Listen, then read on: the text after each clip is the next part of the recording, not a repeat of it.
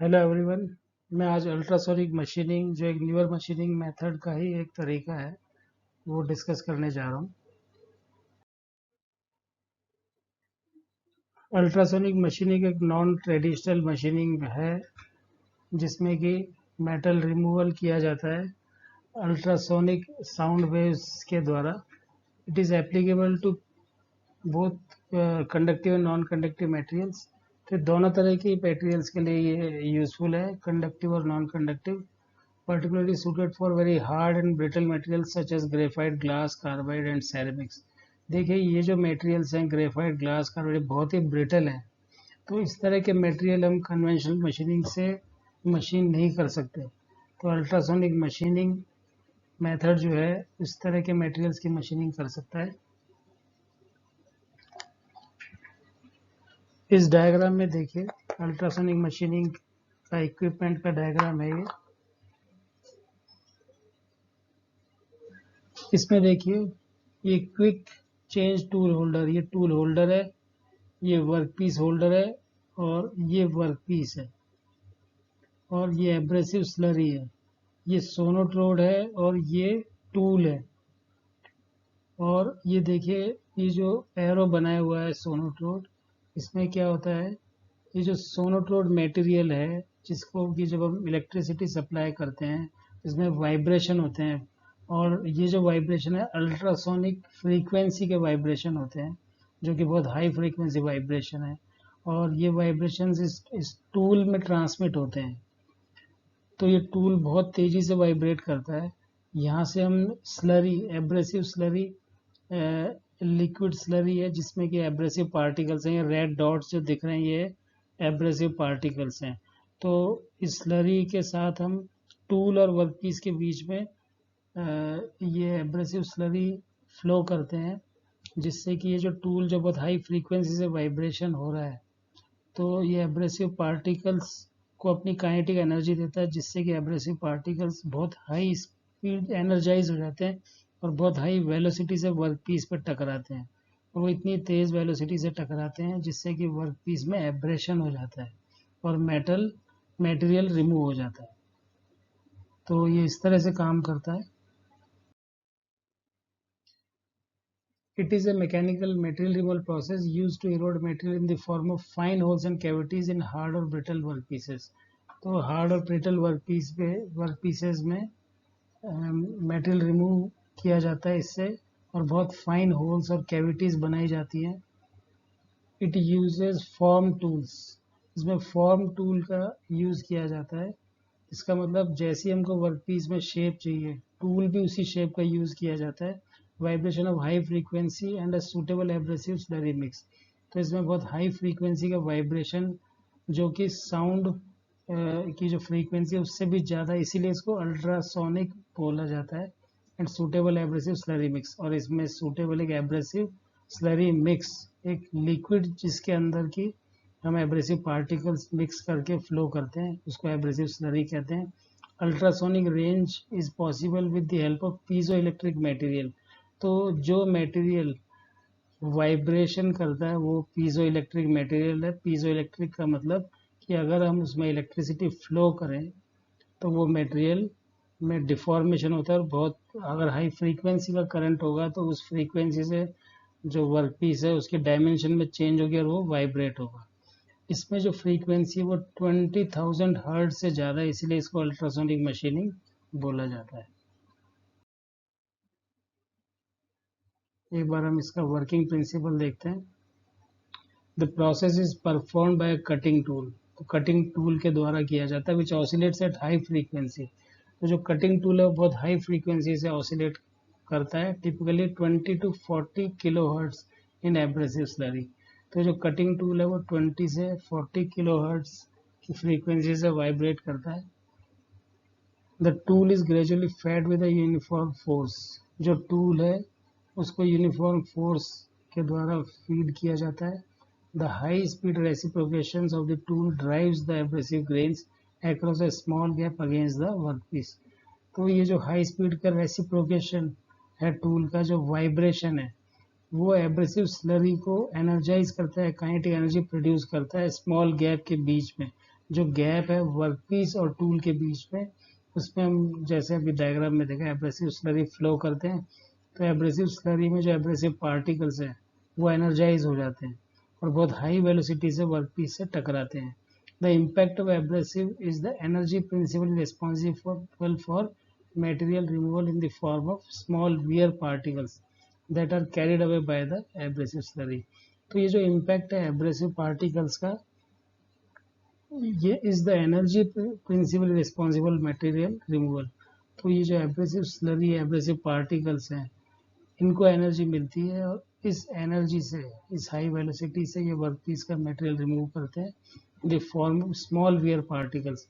और वर्कपीस बिल्कुल छोटे छोटे पार्टिकल्स में वियर होता है that are carried away by the abrasive slurry.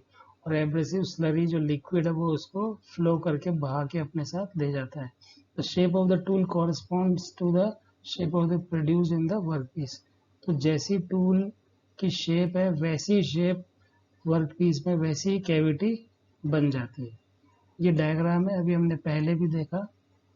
ये देखिए, ये पावर सप्लाई है, ये ट्रांसड्यूसर है जो कि वाइब्रेशन प्रोड्यूस करता है, ये टूल होल्डर है और ये टूल होल्डर है और ये देखिए ये नीचे ये टूल है और यहाँ से नोजल से एब्रेसिव स्लरी फ्लो होके आ रहा है और ये वर्कपीस है.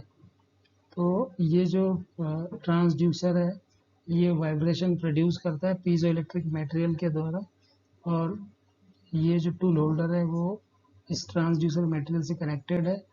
तो ये ट्रांसड्यूसर मटेरियल अपने वाइब्रेशन टूल होल्डर को देता है और टूल होल्डर के एंड में टूल लगा हुआ है तो अल्टीमेटली टूल वाइब्रेट होता है. ये एरो दिख रहे हैं इसमें वाइब्रेशन, तो टूल वाइब्रेट होता है और हम एब्रेसिव स्लरी लगातार जो गैप है वर्कपीस और टूल के बीच में वहाँ पर फ्लो कर रहे हैं.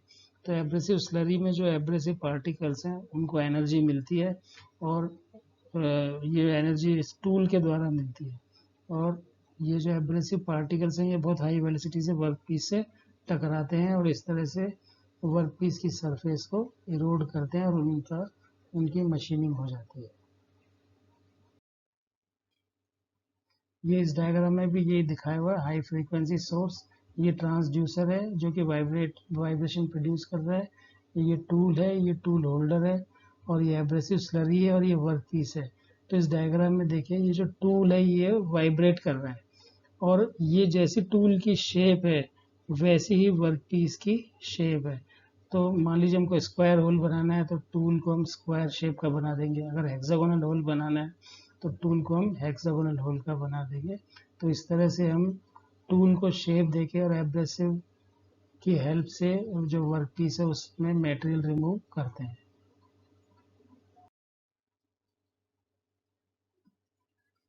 अब यहाँ देखते हैं डिटेल में एब्रेसिव स्लरी जो है वो उसमें क्या क्या होता है.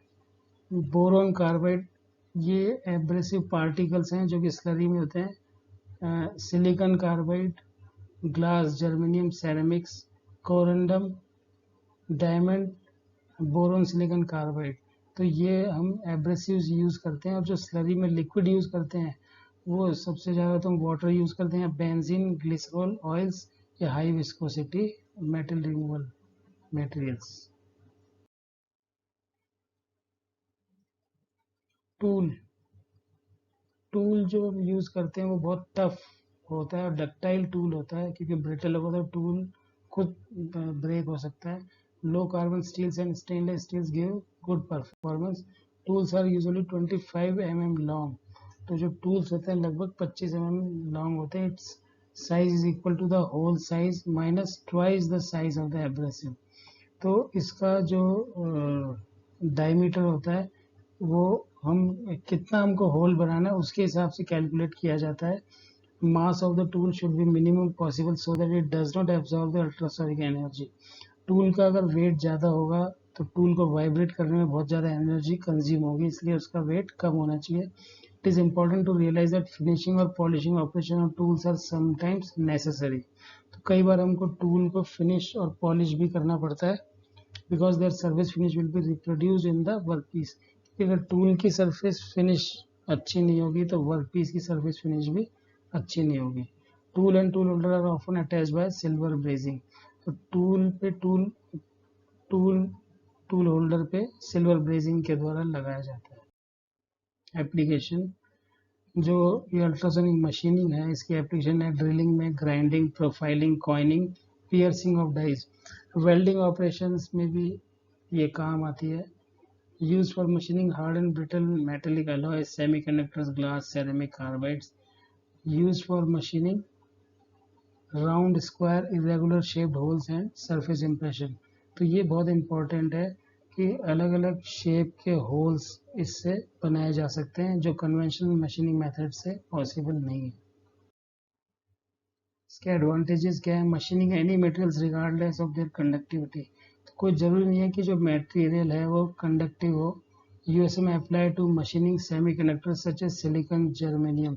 ये बहुत ही ब्रिटल मटेरियल है, तो यूएसएम से ये इजीली मशीनिंग किया जा सकता है इनका। USM is suitable to precise machining brittle materials. USM does not produce electrical, thermal, chemical abnormal surface. तो इसमें क्योंकि हीट, कोई बहुत ज़्यादा टेम्परेचर इंक्रीज नहीं होता, हीट नहीं होती, तो इसमें किसी भी तरह का इलेक्ट्रिकल, थर्मल, केमिकल चेंजेस नहीं आते हैं जो जिस सरफेस को मशीनिंग कर रहे हैं। कैन ड्रिल सर्कुलर और non circular holes in very hard material. तो किसी भी हार्ड मटेरियल में किसी भी तरह की शेप का होल हम बना सकते हैं। Less stress because of its non thermal characteristics. तो इसमें जो वर्क पीस है उसका टेम्परेचर, कोई बहुत हीट प्रोड्यूस नहीं होती। वर्क पीस की सरफेस जिसकी हम मशीनिंग कर रहे हैं वहाँ पर कोई बहुत हाई टेम्परेचर प्रोड्यूस नहीं हो सकता, इसलिए उसमें किसी भी तरह का थर्मल स्ट्रेस प्रोड्यूस नहीं होता। Disadvantages, USM as low material removal rate.